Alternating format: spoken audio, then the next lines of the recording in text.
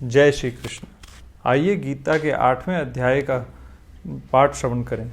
श्रीमद् भागवत गीता के 8वें अध्याय के महात्म्य में भगवान शिव कहते हैं, देवी अब 8वें अध्याय का महात्म्य सुनो।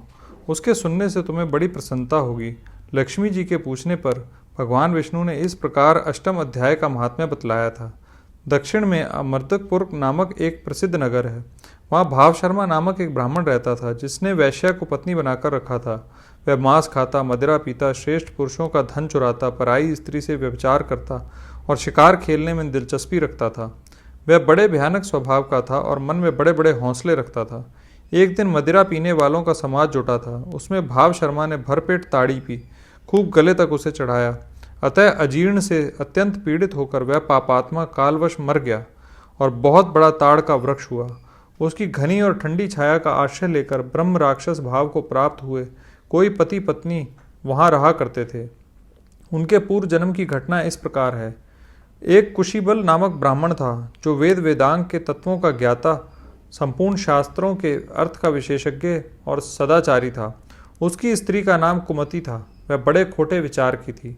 वह ब्राह्मण विद्वान होने पर भी अत्यंत लोभवश अपनी स्त्री के साथ प्रतिदिन भैंस, कालपुरुष और घोड़े आदि बड़े दानों को ग्रहण करता था, परंतु दूसरे ब्राह्मणों को दान में मिली हुई कौड़ी भी नहीं देता था।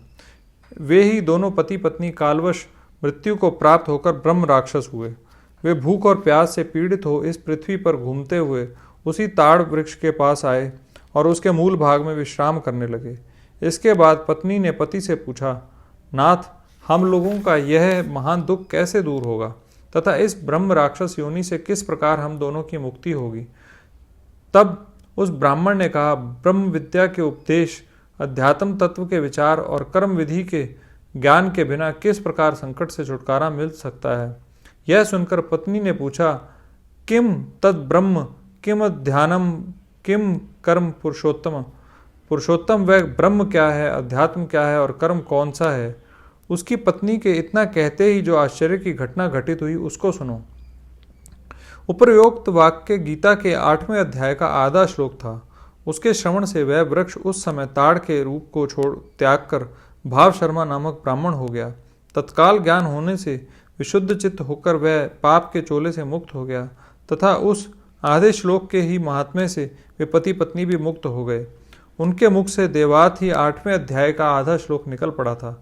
तदंतर आकाश से एक दिव्य विमान आया और वे दोनों पति पत्नी उस विमान पर आरूढ़ होकर स्वर्ग लोक को चले गए। वहाँ का यह सारा वृतांत अत्यंत आश्चर्यजनक था। उसके बाद उस बुद्धिमान ब्राह्मण भाव शर्मा ने आदर पूर्वक उस आधे श्लोक को लिखा और देव देव जनार्दन की आराधना करने की इच्छा से वह मुक्तिदायिनी काशीपुरी में चला गया। वहाँ उस उदार बुद्धि वाले ब्राह्मण ने भारी तपस्या आरंभ की। उसी समय क्षीर सागर की कन्या भगवती लक्ष्मी ने हाथ जोड़कर देवताओं के भी देवता जगतपति जनार्दन से पूछा, नाथ, आप सहसा नींद त्याग कर खड़े क्यों हो गए। श्री भगवान बोले, देवी, काशीपुरी में भगीरथी के तट पर बुद्धिमान ब्राह्मण भाव शर्मा मेरे भक्ति रस से परिपूर्ण होकर अत्यंत कठोर तपस्या कर रहा है। वह अपनी इंद्रियों को वश में करके गीता के 8वें अध्याय के आधे श्लोक का जप करता है। मैं उसकी तपस्या से बहुत संतुष्ट हूँ। बहुत देर से उसकी तपस्या के अनुरूप फल का विचार कर रहा था। प्रिय, इस समय वह फल देने को मैं उत्कंठित हूँ। पार्वती जी ने पूछा, भगवान श्री हरि सदा प्रसन्न होने पर भी जिसके लिए चिंतित हो उठे थे, उस भक्त भाव शर्मा ने कौन सा फल प्राप्त किया। श्री महादेव जी बोले, देवी, दुष्श्रेष्ठ भाव शर्मा प्रसन्न हुए भगवान विष्णु के प्रसाद को पाकर अत्यंतिक सुख को प्राप्त हुआ तथा उसके अन्य वंशज भी जो नरक यातना में पड़े थे, उसी के शुद्ध कर्म से भगवत धाम को प्राप्त हुए।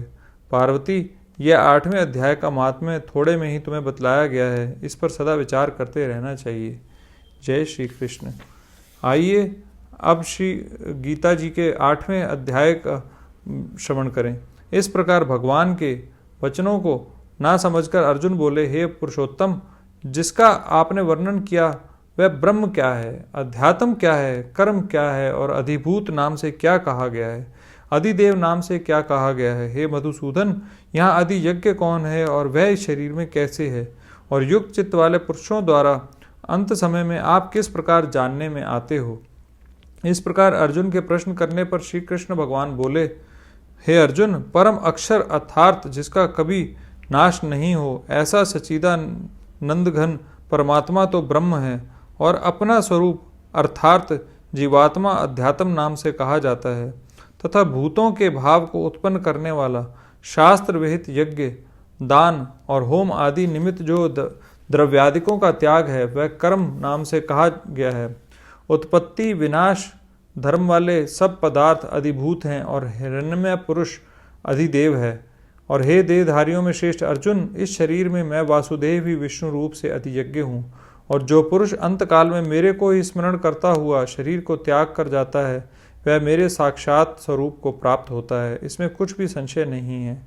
कारण कि कुंती पुत्र अर्जुन, यह मनुष्य अंतकाल में जिस जिस भी भाव को स्मरण करता हुआ शरीर को त्यागता है उसको ही प्राप्त होता है, परंतु सदा उस ही भाव को चिंतन करता हुआ, क्योंकि सदा जिस भाव का चिंतन करता है अंतकाल में भी प्रायः उसी का स्मरण होता है। इसलिए हे अर्जुन, तू सब समय में निरंतर मेरा स्मरण कर और युद्ध भी कर। इस प्रकार मेरे में अर्पण किए हुए मन बुद्धि से युक्त हुआ निसंदेह मेरे को ही प्राप्त होगा। हे पार्थ, यह नियम है कि परमेश्वर के ध्यान के अभ्यास रूप योग से युक्त अन्य तरफ न जाने वाले चित्त से निरंतर चिंतन करता हुआ पुरुष परम प्रकाश रूप दिव्य पुरुष को अर्थात परमेश्वर को ही प्राप्त होता है।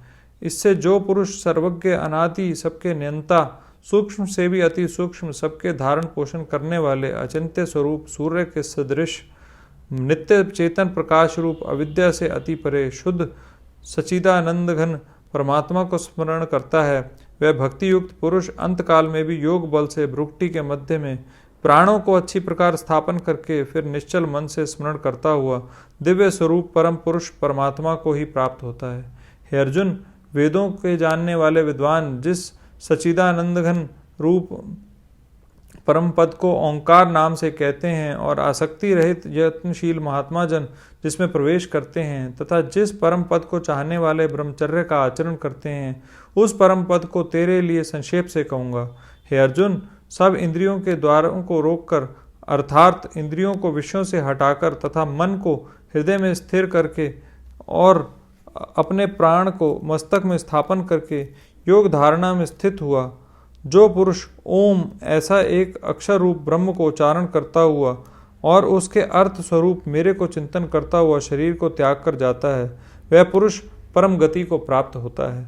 और हे अर्जुन, जो पुरुष मेरे में अनन्य चित्त से स्थित हुआ सदा ही निरंतर मेरे को स्मरण करता है, उस निरंतर मेरे में युक्त हुए योगी के लिए मैं सुलभ हूँ, अर्थात सहज ही प्राप्त हो जाता हूँ। वे परम सिद्धि को प्राप्त हुए महात्मा जन मेरे को प्राप्त होकर दुख के स्थान रूप क्षण भंगुर पुनर्जन्म को प्राप्त नहीं होते, क्योंकि हे अर्जुन, ब्रह्मलोक से लेकर सब लोग पुनरावर्ती स्वभाव वाले अर्थात जिनको प्राप्त होकर पीछा संसार में आना पड़े ऐसे हैं, परंतु हे कुंती पुत्र, मेरे को प्राप्त होकर उसका पुनर्जन्म नहीं होता है, क्योंकि मैं कालातीत हूँ और यह सब ब्रह्मादिक के लोग काल करके अवधि वाले होने से अनित्य हैं। हे अर्जुन, ब्रह्मा का जो एक दिन है उसको 1000 चौकड़ी युग तक अवधि वाला और रात्रि को भी 1000 चौकड़ी युग तक अवधि वाली जो पुरुष तत्व से जानते हैं, अर्थात काल करके अवधि वाला होने से ब्रह्मलोक को भी अनित्य जानते हैं, वे योगी जन काल के तत्व को जानने वाले हैं। इसलिए वे ये भी जानते हैं कि संपूर्ण दृश्य मात्र भूतगण ब्रह्मा के दिन के प्रवेश काल में अव्यक्त से अर्थात ब्रह्मा के सूक्ष्म शरीर से उत्पन्न होते हैं और ब्रह्मा की रात्रि के प्रवेश काल में उस अव्यक्त नामक ब्रह्मा के सूक्ष्म शरीर में ही लय होते हैं। वह ही यह भूत समुदाय उत्पन्न होकर प्रकृति के वश में हुआ रात्रि के प्रवेश काल में लय होता है और दिन के प्रवेश काल में फिर उत्पन्न होता है। हे अर्जुन, इस प्रकार ब्रह्मा के 100 वर्ष पूरे होने से अपने लोक सहित ब्रह्मा भी शांत हो जाता है, परंतु उस अव्यक्त से भी अति परे दूसरा अर्थात विलक्षण जो सनातन अव्यक्त भाव है, वह सच्चिदानंद घन पूर्ण ब्रह्म परमात्मा सब भूतों के नष्ट होने पर भी नष्ट नहीं होता। जो वह अव्यक्त अक्षर ऐसे कहा गया है, उसी अक्षर नामक अव्यक्त भाव को परम गति कहते हैं तथा जिस सनातन अव्यक्त भाव को प्राप्त होकर मनुष्य पीछे नहीं आते, वह मेरा परम धाम है। और हे पार्थ, जिस परमात्मा के अंतर्गत सर्वभूत हैं और जिस सच्चिदानंद घन परमात्मा से यह सब जगत परिपूर्ण है, वह सनातन अव्यक्त परम पुरुष अनन्य भक्ति से प्राप्त होने योग्य है। और हे अर्जुन, जिस काल में शरीर त्याग कर गए हुए योगी जन पीछा न आने वाली गति को और पीछा आने वाली गति को भी प्राप्त होते हैं, उस काल को अर्थार्थ मार्ग को कहूँगा। उन दो प्रकार के मार्गों में से जिस मार्ग में ज्योतिर्मय अग्नि अभिमानी देवता है और दिन का अभिमानी देवता है तथा शुक्ल पक्ष का अभिमानी देवता है और उत्तरायण के 6 महीनों का अभिमानी देवता है, उस मार्ग में मरकर गए हुए ब्रह्मवेता अर्थात परमेश्वर की उपासना में से परमेश्वर को परोक्ष भाव से जानने वाले योगीजन उपरोक्त देवताओं द्वारा क्रम से ले गए हुए ब्रह्म को प्राप्त हुए हैं। जिस मार्ग में धूमाभिमानी देवता है, रात्रि अभिमानी देवता है, कृष्ण पक्ष का अभिमानी देवता है और दक्षिणायन के 6 महीनों का अभिमानी देवता है, उस मार्ग में मरकर गया हुआ सकाम कर्मयोगी उपरोक्त देवताओं द्वारा क्रम से ले गया हुआ चंद्रमा की ज्योति को प्राप्त होकर स्वर्ग में अपने शुभ कर्मों का फल भोगकर पीछे आता है। क्योंकि जगत के यह 2 प्रकार के शुक्ल और कृष्ण अर्थात देवयान और पितृयान मार्ग सनातन माने गए हैं। इनमें एक के द्वारा गया हुआ पीछा न आने वाली परम गति को प्राप्त होता है और दूसरे द्वारा गया हुआ पीछा आने वाला आता है अर्थात जन्म मृत्यु को प्राप्त होता है। हे पार्थ, इस प्रकार इन दोनों मार्गों को तत्व से जानता हुआ कोई भी योगी मोहित नहीं होता है, अर्थात फिर वह निष्काम भाव से ही साधन करता है, कामनाओं में नहीं फंसता है। इस कारण हे अर्जुन, तू सब काल में समत्व बुद्धि रूप योग से युक्त हो, अर्थात निरंतर मेरी प्राप्ति के लिए साधन करने वाला हो।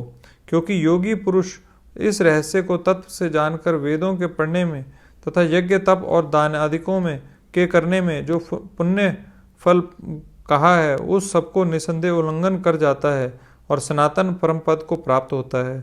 इति श्रीमद् भागवत गीता रूपी उपनिषद एवं ब्रह्म विद्या तथा योग शास्त्र विषयक श्री कृष्ण और अर्जुन के संवाद में अक्षर ब्रह्म योग नामक 8वां अध्याय। जय श्री कृष्ण।